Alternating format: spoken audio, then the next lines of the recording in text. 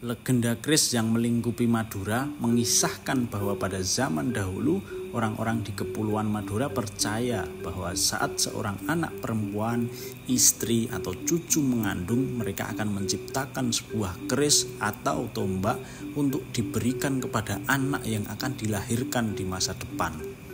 Proses pembuatan keris ini dimulai dengan menempatkan besi di bawah tempat tidur. Sementara bapak calon anak tersebut berpuasa atau bertapa untuk mendapatkan petunjuk yang baik dari Tuhan tentang kapan pembuatan keris dapat dilakukan. Setelah mendapat pertanda baik, besi tersebut ditempatkan di tempat ramai seperti pasar. Jika besi tidak terlihat oleh orang-orang, maka proses pembuatan keris dapat dimulai. Namun jika tidak, proses bertapa akan dilanjutkan sampai berhasil. Besi ini kemudian diberi nama besi calon dan dipakai untuk mengapit bahan besi pamor yang berasal dari besi meteor. Dalam buku yang ditulis pada masa Bupati Sumeneb RTA Pratamingkusumo disebutkan bahwa pada saat itu pengetahuan masyarakat Madura tentang keris sudah cukup luas. Cerita rakyat ini berkembang dari kalangan kelas bawah Madura dan meliputi pengetahuan tentang pamor, dapur, serta makna filosofis yang terkandung dalam sebilah keris. Meskipun sulit dilacak, terdapat 4 empu keris terkenal di Madura yang hidup menjelang akhir pemerintahan Majapahit dan berkembangnya Islam di Pulau Jawa. Mereka adalah Buyut Mojopahit, Buyut Palenghijan, Empu Pekandangan, dan Empu Keleng Pademawu. Empu tertua di antara mereka adalah Empu Nepa yang hidup bersama dengan Raden Sagoro, tokoh penting di Madura.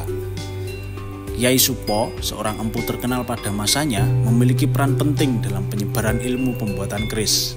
Ia menelusuri Jawa untuk mencari keris Kiai Sengkelat yang hilang dan dalam perjalanannya menurunkan ilmu kepada banyak empu di Pulau Jawa dan Madura. Kyai Supo dan beberapa rekannya tinggal lebih lama di Sumeneb, di mana mereka menelurkan dan mewariskan ilmu pembuatan keris kepada banyak murid. Beberapa Sultan Sumeneb juga terkenal sebagai pembuat keris, seperti Sultan Paku Notoningrat dan Penembahan Adipudaj. Selain itu, kiai alim ulama seperti Kiai Imam juga seringkali membuat keris. Meskipun sebagai cerita rakyat, tahun-tahun kejadian para empu tersebut di Madura mungkin terlalu subjektif. Namun pada pertengahan abad ke-19, senjata seperti keris dan tombak telah menjadi barang umum yang dibawa oleh banyak laki-laki Madura saat keluar rumah. Hal ini juga dicatat dalam politik Verslak tahun 1862 yang mencatat adanya 162 pandai besi dan sejumlah pembuat warangka yang tersebar di seluruh Madura. Mereka menjajakan hasil karyanya di pasar-pasar besar dan kecil di seluruh Madura.